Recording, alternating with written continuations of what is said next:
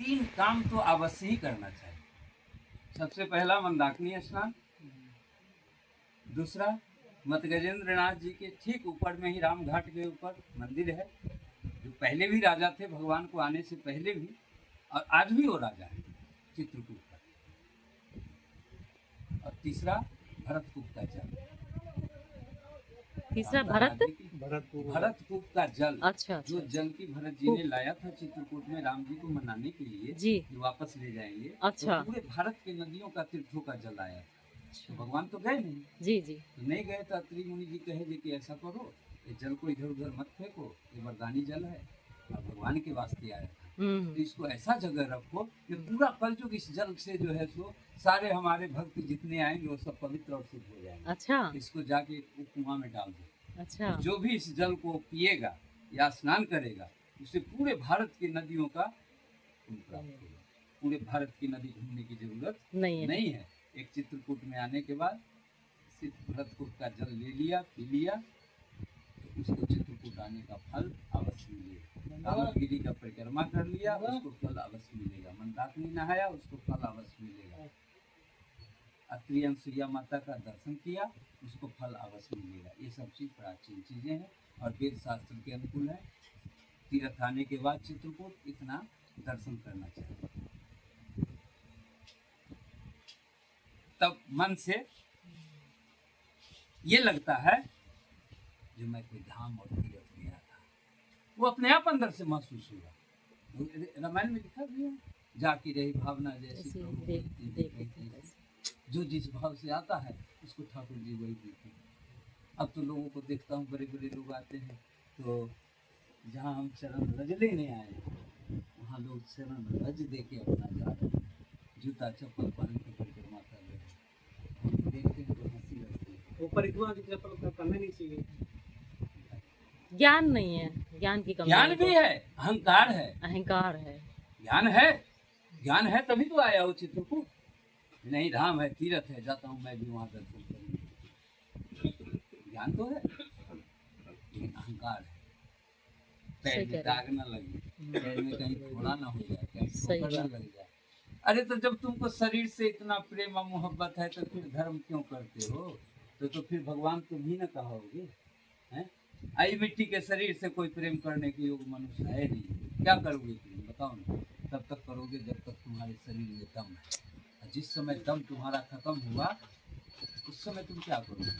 उस समय वही चीज काम आएगा जो तूने अपने जीवन में अच्छा अच्छा काम किया है, तो वो दुख से तुम्हें वो बचा देगा।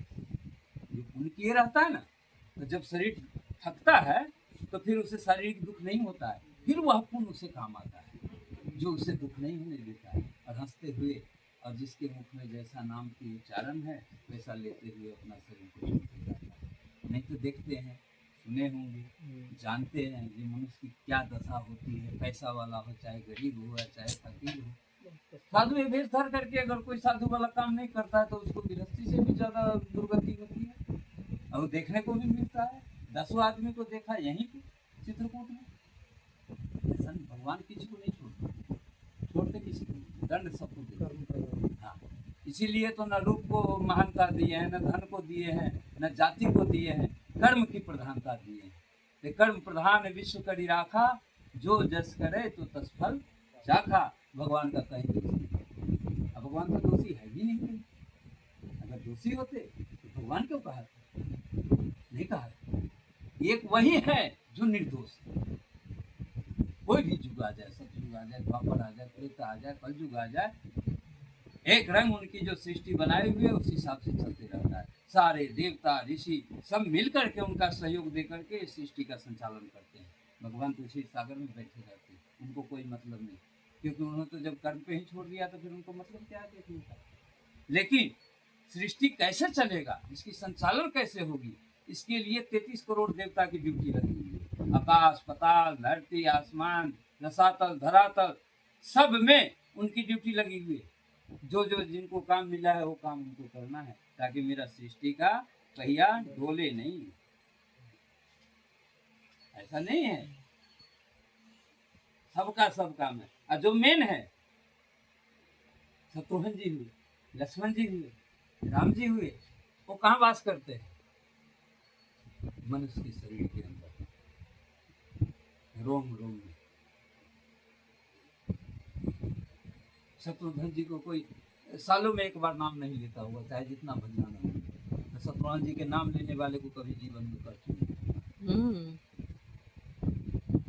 अगर 10 बार भी अगर वो नित्य उनका नाम सुबह शाम ले लेता है तो उसके शरीर में न रोग होगा न कष्ट होगा। ये हम लोगों का अपना अनुभव है। अच्छा। हाँ, क्योंकि वो अंदर के क्रोध को, कपट को खत्म करते हैं, बाहर के नहीं। बाहर के दुश्मन को, बाहर को, बैरी को तो आप लड़ के झगड़ के सामर्थ्य है तो उसको परास्त भी कर दोगे, लेकिन ये अंदर में जो भरा हुआ है इसको कैसे खत्म होगा? तो शत्रुघ्न जी का नाम स्मरण से अंदर की क्रोध और कपट खत्म होगा।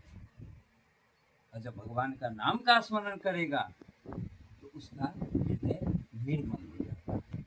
जो थोड़ा बहुत बचता है वो भी भजन के द्वारा वो सब शांत हो जाता है। तो फिर उसमें आके भगवान वास करते हैं।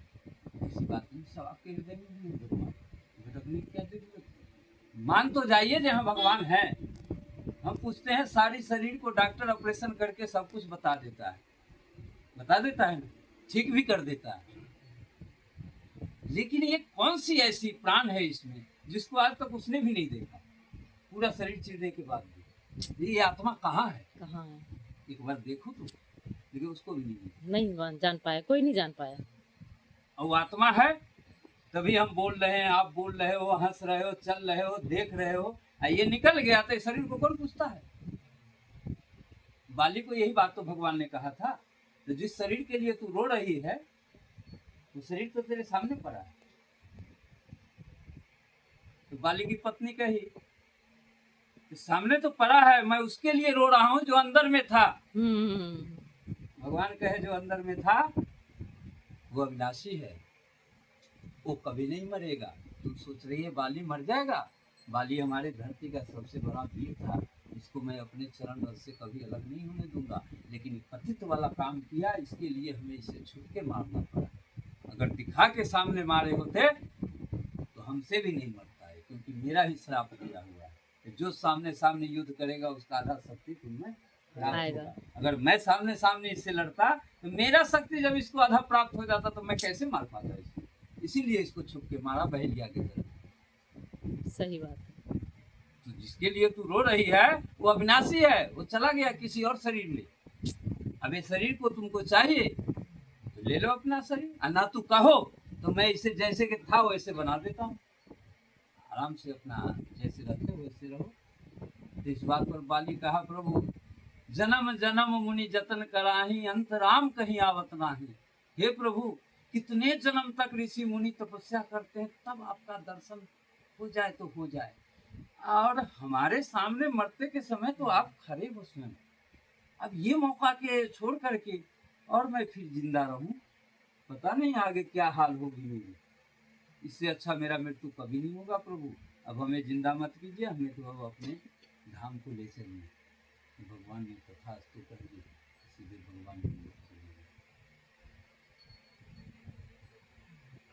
जय सिया राम।